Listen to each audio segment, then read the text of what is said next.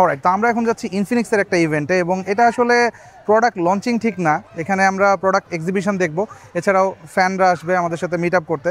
আর এখানে কিন্তু সাংবাদিক সহ আমরা টেক ইউটিউবার যারা রয়েছি আমাদের এই ইন্ডাস্ট্রির আরও অনেকেই যাচ্ছে, যেমন আমার সাথে ওয়াহিদ ভাই রয়েছে আমাদের কমিউনিটির, একই সাথে আমরা নিয়ে যাচ্ছে নিয়ে যাচ্ছি আমি, রাতুল আমাকে নিয়ে আর যাচ্ছে। হৃদয় রয়েছে আমাদের সাথে। তো আমরা তিনজন একসাথে যাচ্ছি, আরও বিভিন্ন জায়গা থেকে অনেকে আসবে। সো হোপফুলি ইভেন্টটা আপনারা অনেক বেশি এনজয় করবেন। এরপর গাড়িতে উঠে আমরা যাত্রা শুরু করলাম আলোকের উদ্দেশ্যে, and it was a fun journey. Then আমরা যখন ইভেন্টে পৌঁছালাম সেখানে দেখলাম বেশ জাঁকজমকভাবেই তাদের আয়োজন করা হয়েছে।